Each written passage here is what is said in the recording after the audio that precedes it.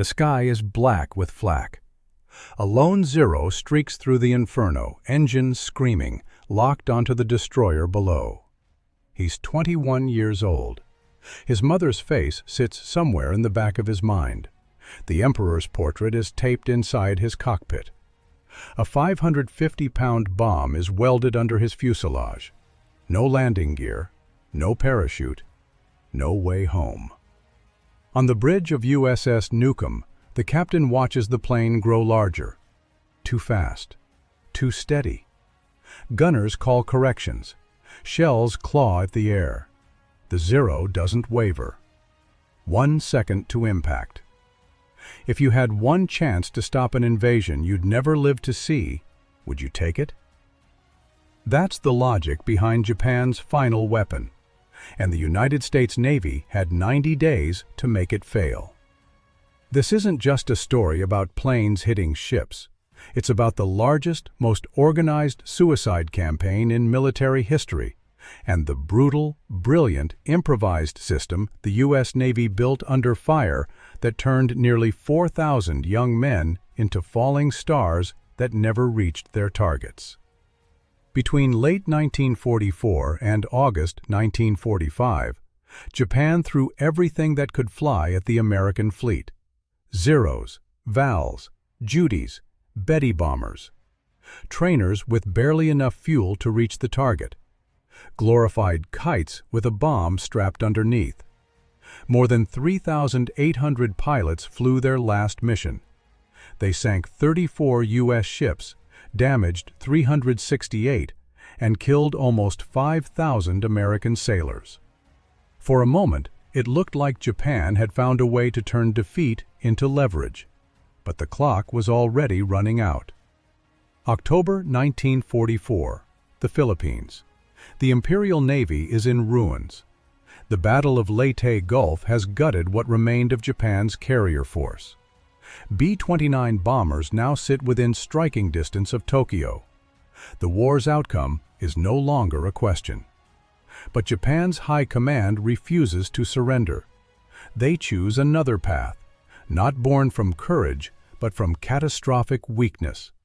They call it Toko, the Special Attack Units. The world remembers it as Kamikaze. The logic is cold. Training a pilot to fight takes months. Training him to die takes weeks. Fuel is scarce. Aircraft production is collapsing. But Japan still has thousands of young men raised on duty, obedience, and the idea that sacrifice is the highest form of honor.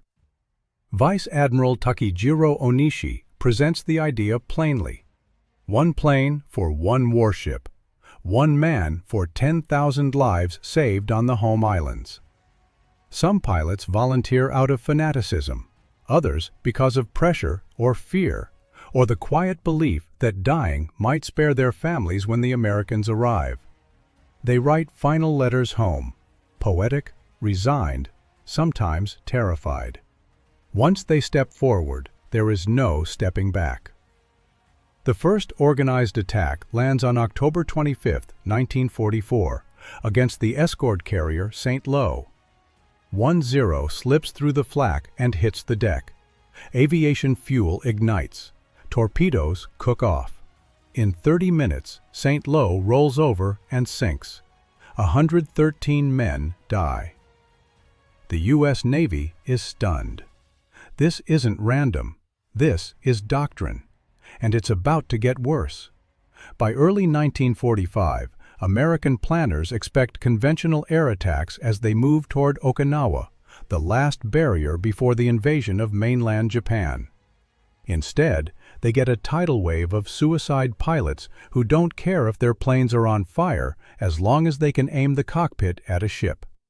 Destroyers on radar picket duty, lonely ships sitting 50 to 100 miles ahead of the main fleet, are the first to feel it. Their job is simple: see the enemy before the enemy sees the fleet. But now they become magnets. For the men on those decks, survival becomes a matter of minutes, sometimes seconds. April 1st, 1945. The invasion of Okinawa begins. Over 1,300 ships. more than 180,000 troops. This is the doorstep to Tokyo. Japan knows exactly what that means. So they launch Kikusui, floating chrysanthemums, 10 massive kamikaze operations meant to break the invasion before it can take root. The first wave hits on April 6th. 350 planes come in low, high, in groups, alone, anything to punch through the defenses. U.S. radar spots them. Combat Air Patrol scrambles, but there are too many. USS Bush is hit 3 times and sinks. USS Colhoun is hit 4 times and goes down in flames. USS Emmons takes 5 hits and burns until she's scuttled by friendly fire. 6 ships are sunk in a single day, 10 more badly damaged. And this is only Kikusui number 1. The Navy stares at the casualty lists and understands something terrifying. Standard anti-aircraft doctrine is obsolete. A kamikaze doesn't need to survive. He just needs to reach you. If he gets within 5,000 yards, even a damaged plane can glide into your hull like a battering ram. The U.S. has to evolve fast. The first change comes from Vice Admiral Mark Mitcher and Rear Admiral Willis Ching Lee. They turn the sky into a layered trap the Japanese do not expect. Fighter squadrons rotate constantly at different altitudes, a big blue blanket stretched from 5,000 to 25,000 feet. Height-finding radar guides them directly toward incoming formations. Escort carriers refuel them like clockwork. The goal is simple: destroy the kamikazes as far from the fleet as possible. And the kill rates climb immediately. Next come the pickets. Destroyers on the outer ring are reinforced with more guns, more fighters overhead, and new fighter director teams in cramped radar rooms.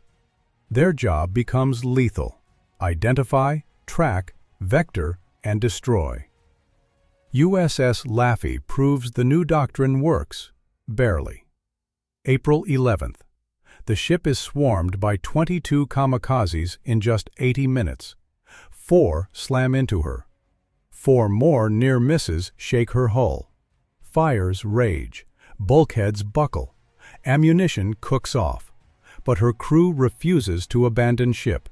They fight the flames, plug the holes, and keep shooting. The ship survives. 32 of her men don't.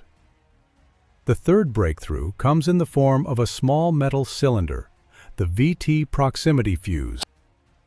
It uses a miniature radio to detonate anti-aircraft shells automatically when they pass near a target. No more guessing distances, no more timing fuse delays. A shell comes within 70 feet of a plane, it goes off. Wings shred, engines detonate. The kill zones become unpredictable death traps. By May, flak patterns the sky with explosions kamikaze pilots cannot avoid or anticipate. The kill ratio shifts. Early in the campaign, 1 in 9 kamikazes scored a hit. By June, it's 1 in 30.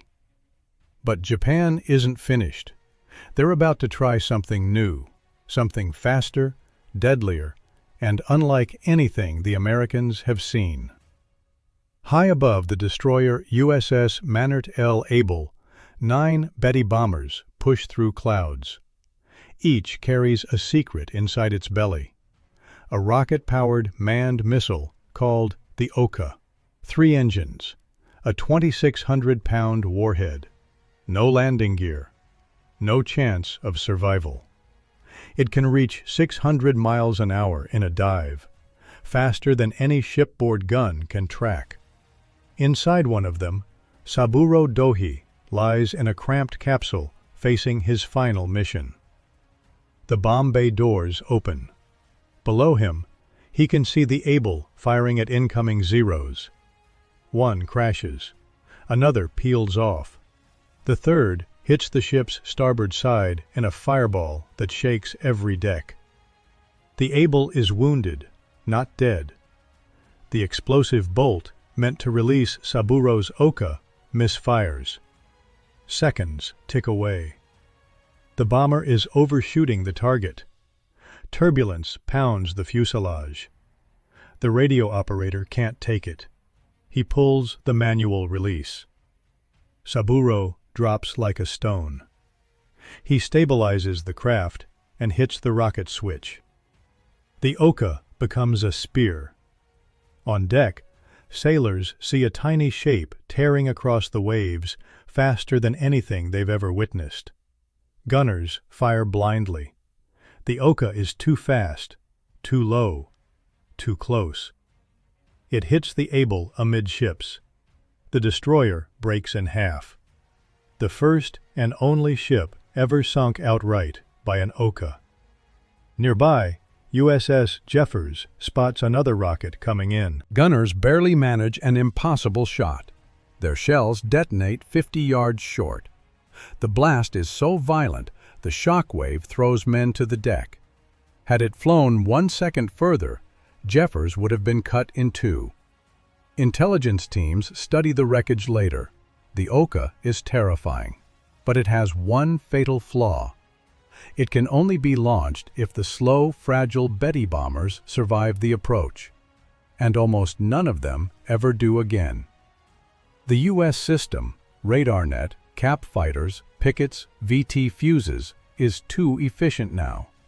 The Oka becomes another desperate hope smothered by American adaptation. Japan keeps sending kamikazes. They keep dying. By May, many pilots have fewer than 30 flight hours. Some can barely hold formation. Others get lost, run out of fuel, or crash into the ocean long before they see an American ship. On the ships, exhaustion becomes a second enemy. Lookouts wear life jackets around the clock. Men sleep next to their guns for 15 minutes at a time. Some vomit from the smell of cordite. Some don't sleep at all. USS Bunker Hill is hit by 2 kamikazes in 30 seconds. Hundreds die. USS Intrepid is hit for the 4th time in 6 months. USS Luce is overwhelmed in a storm and sinks in 8 minutes. Yet the fleet doesn't break. The carriers keep launching. The transports keep unloading. Okinawa slowly falls. By late June, Japan has launched over 3,800 kamikaze sorties. Only a fraction reach their targets. The hit rate collapses. The divine wind is blowing itself out. And then comes the realization, the one few Japanese commanders can admit. The kamikaze was never meant to win the war. It was meant to make the cost of invasion so unbearable that America would negotiate. Some believed that if they could sink 100 transports, kill 100,000 Americans, the United States would choose terms over bloodshed. They misunderstood their enemy. Every kamikaze attack hardened American resolve. Every ship hit convinced planners that invasion would be catastrophic, and that another option needed to be considered. The weapon meant to force negotiation became part of the argument that led to Hiroshima and Nagasaki. On June 22nd, Okinawa falls. Japan is out of planes, out of fuel, out of time. The last organized kamikaze sortie lifts off on August 15th, the same day the Emperor announces surrender. Some pilots turn back. Others keep flying until they crash into the sea, unable to accept defeat. The divine wind dies with them. The U.S. Navy walks away with terrible scars, thousands killed, hundreds of ships damaged, but also with a new way of understanding war.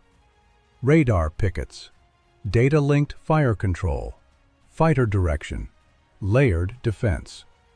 The blueprint for modern naval warfare was written in those 90 days.